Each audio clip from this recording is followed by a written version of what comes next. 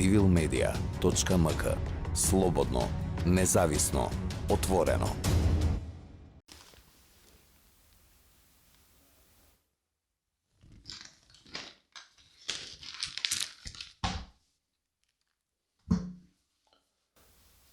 Da vidíme zašto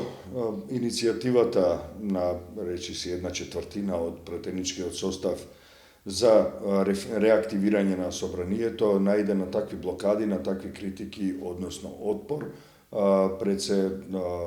se ušte je validna odlukata na spikeru Džaferi, jednostavno da ne dozvoli takvo reaktiviranje, izgovorite se na vistina nadvora logikata i političkata i pravnata, no može da razgovarame i za to zašto, so kakvi motivi, ušte jednažgi gledame DUI i ВМРО ДПМН je na ista linija. To ne je novost uopšte, mnogo pati se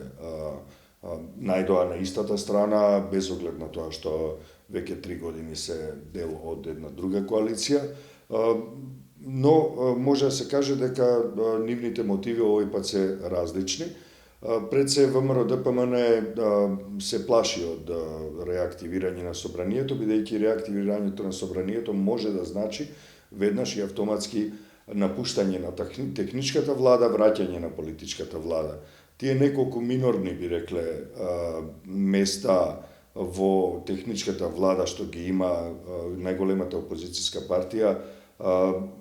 сепак им значат многу, заради тоа што на тој начин можат, иако се дел од власта, секојдневно да ја тепаат власта во скандализирање на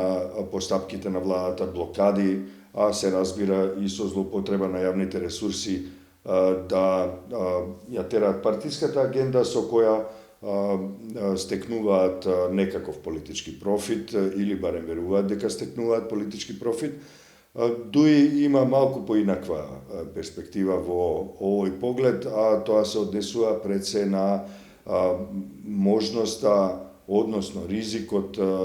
кој би произлегол од реактивирање на собранието, во кое во еден момент може да се видат формирања на други поинакви мнозинства, односно парламентарно мнозинство во кое тие го немаат главниот збор. И тоа е еден ризик кој едноставно не сакаат да го преземат, макар што во овој момент и нема потреба, а и нема навестување за такво нешто, но било каков ризик треба да се исклучи во овој период во кој ДУИ сепак го поправи својот рейтинг заради тоа што се влече како прв вагон во таа композиција, каде што локомотивата, забрефтаната реформска локомотива на СДСМ постигна една сериозна бројка успеси, почнувајќи од зачленувањето во НАТО, добивањето на ЕУ датумот, а се разбира и успешното справување со коронавирусот, барем во регионални рамки.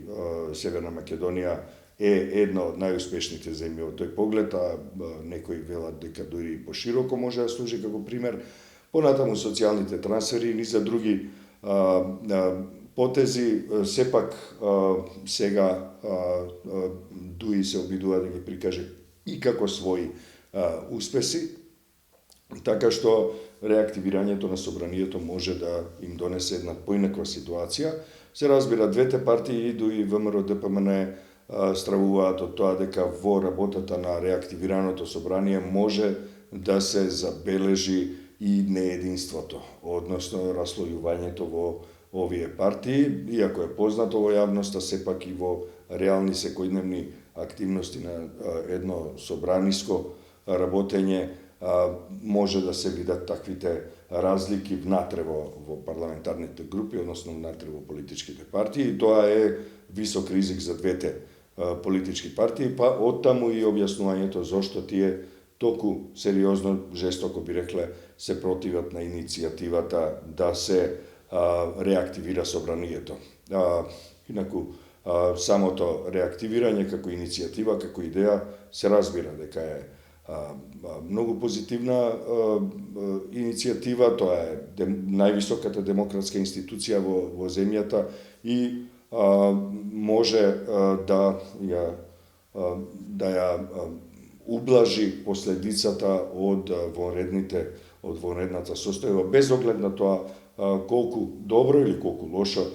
се спроведува. Едноставно собранието е оној филтер, демократскиот филтер за секоја одлука која се носи во поглед на пандемијата, се разбира во било кој друг момент, ситуација или предизвик за општеството.